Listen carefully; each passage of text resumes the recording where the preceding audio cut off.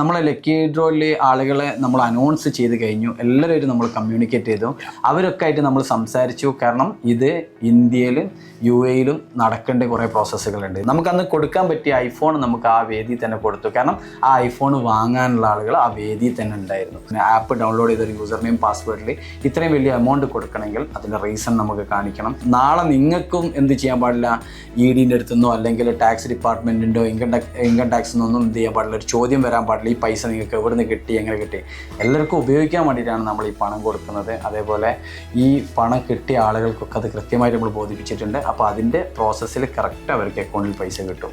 ഗിഫ്റ്റിന് പോലും ടാക്സ് ഉള്ള നാടാണ് നമ്മുടെ നാട്. സോ അതിൻ്റെ ഒരു പ്രൊസീജിയറിൽ ഉണ്ടാവുന്ന ഡിലേ മാത്രമാണ് ഇപ്പോഴുണ്ടായിട്ടുള്ളത്.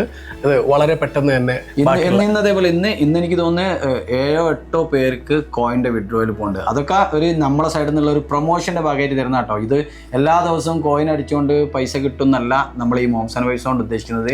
അത് ആ പൈസ നമുക്ക് വരുമാനമായിട്ട് കാണണ്ട, അത് ഞങ്ങളെ സൈഡിൽ നിന്ന് നിങ്ങളെ പ്രോത്സാഹിപ്പിക്കാൻ വേണ്ടി ഞങ്ങൾ തരുന്ന ഒരു സപ്പോർട്ടാണ്.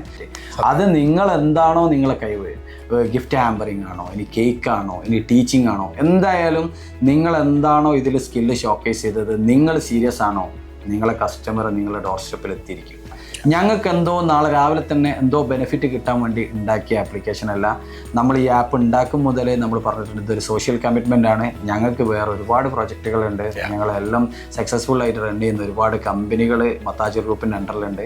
ഞങ്ങൾ ആ പോസ്റ്റിലേക്ക് നിങ്ങൾക്കൊരു വരുമാനം എത്തിച്ചു തരും. അത് ചുമ്മാ വെറുതെ ഇങ്ങനെ പറയുന്നതല്ല, നമ്മൾ ഇതുവരെ പറഞ്ഞ കാര്യങ്ങൾ ചെയ്തതിൻ്റെ അടിസ്ഥാനത്തിൽ പറയുകയാണ്. നിങ്ങൾക്ക് ഓരോ ആൾക്കാർക്കും ബെനിഫിറ്റ് ഉണ്ടാവും. ഫേസ്ബുക്ക് ലോഞ്ച് ചെയ്യുന്ന സമയത്ത് ആർക്കും അറിയുള്ളത് എന്തിനാ ഉപയോഗിക്കാം.